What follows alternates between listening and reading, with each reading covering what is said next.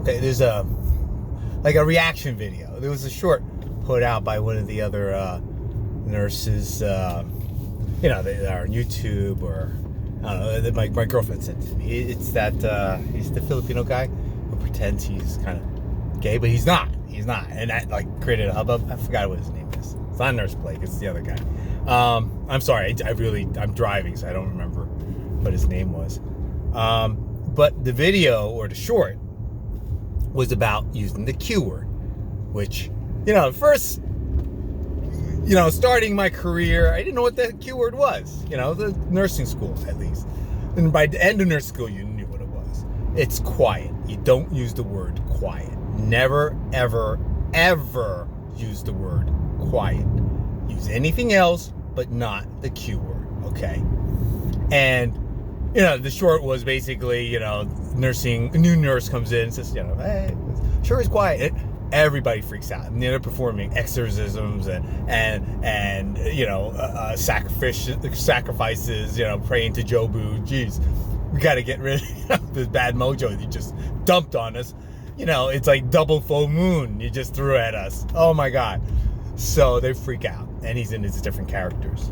And my girlfriend sent it to me, she being a nurse too, and she thought it was real hilarious. And I was like, no, it's that mojo is real. That shit is absolutely real. And I'll give you, for instance, because I told my girlfriend this story. When I just finished my precept. I think I just finished my precept D. I just finished orientation, so I was on my own, whatever, night shift. One of the nurses on the progressive care side comes walking over. She's trying to do her steps, and she's pretty. I remember her very vividly. She's a nice lady. She was like one of my preceptor's best friends, even though she worked nights. My preceptor worked days, so I was, but because she was per diem, she worked any shift basically, just kind of fill in the blanks. But she actually traded stocks, so she sometimes would sit with me, whatever. And she was like, yeah, I made this much money in stock, whatever, blah, blah, blah. Day trader, basically. And nursing was just for benefits at the time. I think they were offering it to the per diems at an easier basis. Now it's a lot harder. Or something along those lines. I don't know. Anyhow, she comes walking over, does the lap around the unit, because we have a big unit. This is back when I hadn't even gone to my neuro unit yet. Transferred there. I was still that fresh, and I was working the pulmonary unit, my initial training. And she does the lap, comes around, and I have the fifth group, and basically it's the closest to the nursing station. And because they knew I was splitting time with with the neuro unit, and they knew I was going to go to the neuro unit, they gave me the neuro group. That's the crazy group. So, that's why it's close to the nurse station. You want to keep them close, what have you. She comes walking by, and she looks and she's like, he sure is quiet on this side. Three heads just, we were like, what? What the fuck did she say? My room, there were, it was like 321, 320, all the way 325 were my group. 321, bell alarm goes off. It's just as she's passing the room.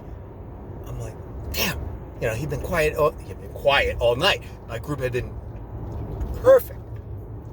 And she's like, I see her. I'm like getting up. 322, boom. And I'm like, what the? So I'm really beginning to scramble now, because two bed alarms going off right next to each other, right same time, and that means they're jumping out of bed. 4. She didn't get to 323. It goes off. And she turns around and says, oops, and I start screaming at her. I say, get the F over to the other side.